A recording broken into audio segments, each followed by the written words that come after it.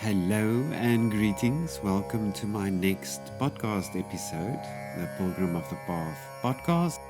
So this week I have been, perhaps last week as well. I can't exactly remember the specific date, but I've been really reflecting and contemplating deeply on compassion, not simply as an idea, but as something as a living practice. I think that's the best I can describe it, and really immersing into the of what that word actually means, because I think sometimes in today's world people use compassion very loosely, as if it's a nice word to use, almost like the same as people use mindful today, also very loosely, and to describe something that's not really. It's almost like some people don't really understand what mindful means, and I think compassion is becoming close to that way of how people use compassion today. So, yeah.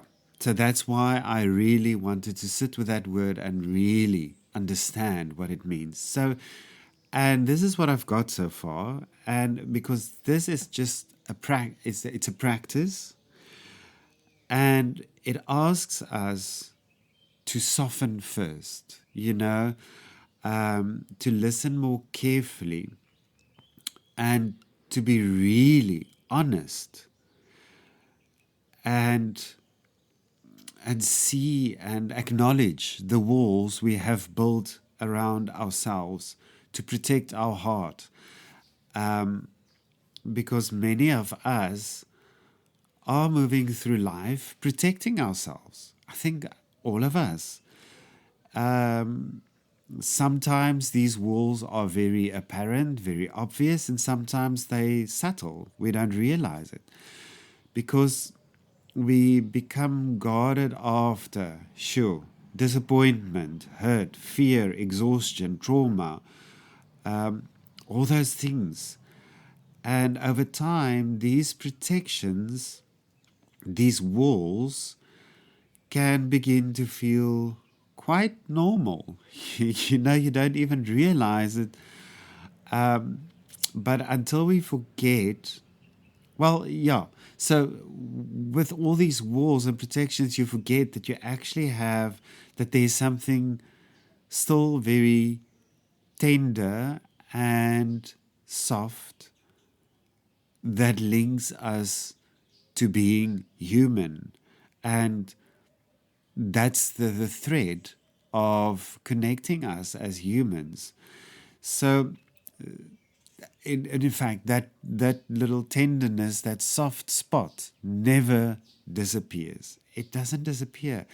If you look at all the cruel people or nasty people or people you think are not very kind, if I can say it like that, they also have a soft spot. I mean, look around you. I mean, a moment of everybody falls in love. Everybody can appreciate a beautiful piece of music, even if it's just a nice song on the radio or a song that you've heard. There's always something that speaks to one's soul. Maybe there's a poem, a painting, grief. Everybody feels grief. Moments of joy, happiness, of care. So everybody feel those emotions. And so beneath all these identities, roles and labels and opinions and defenses, we discover that we are all walking this path as humans together, right? We are all walking a path, each carrying joys and fears and longings and wounds. And the one thing we all want is to be happy.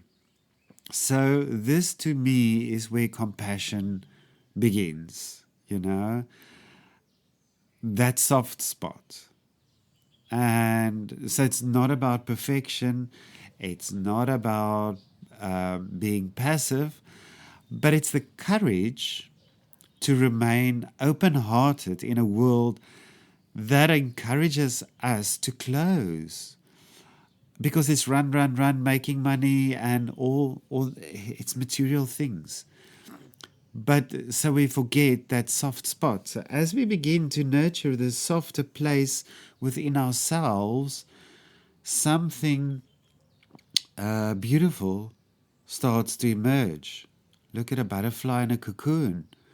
So our intuition becomes clearer. Our actions become more aligned. And we begin to naturally feel called toward what is true, kind, and life-giving. Not because we are forcing ourselves to be spiritual, but it naturally happens. You know, our hearts start to remember themselves. So it's a natural process. But it starts with that remembering. And from these small moments of awareness and goodness, that's where our lives begin to shift. Our relationships start to shift. The way we show up for other people or for ourselves changes. The way we speak, respond, listen, and move through the world, it changes. We become less reactive, less separate, less about the ego, about that this is mine, this is me, the I, and all those things. This does not mean that life suddenly becomes easy or painless, or you're trying to escape life. No, no, no. It perhaps it means we stop. Yes, perhaps it means we stop resisting every experience. So I don't know. Resist to experience some experiences that might be painful.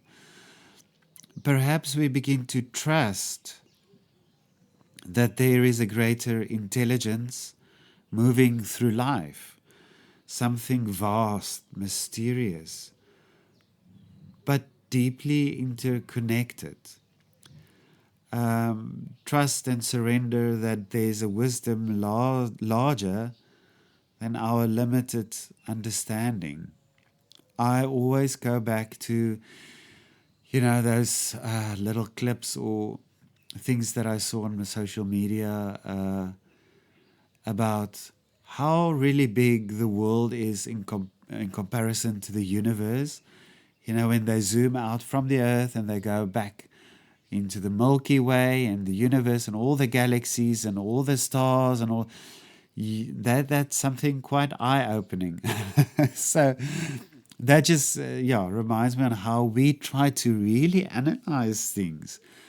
And no, maybe part of the path is learning how to trust and surrender and to soften that, nurture that soft spot. So perhaps compassion is not something we achieve, but something we remember. And so on that note, speaking about compassion, inside my membership, we just closed our chakra journey. I think we came to about 9 weeks. So I was really wondering, okay, where to next? And somehow this came up, compassion, as being, having moved through the chakras, it's so rich and there's so much philosophy behind it. So I was looking for something more gentler and more immersive. And I think this subject is just perfect. So this journey is called the living practice of compassion. So over the coming weeks or season, We will explore compassion together, not just through reflection and contemplation or meditation, but through lived experience of how we move through life, learning how compassion can become something embodied, grounded, and woven into everyday life instead of looking at as a something distant.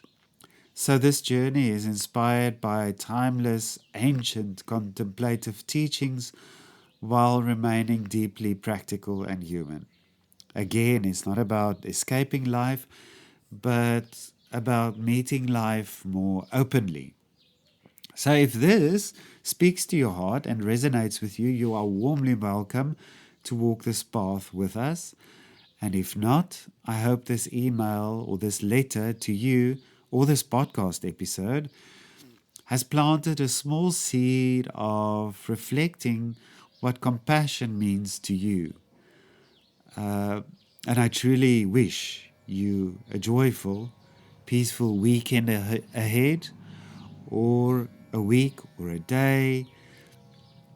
Yes, but many blessings on your path. And I'm looking forward to connect with you again next week. Until then, until we meet again, be kind to yourself and everybody around you. Namaste.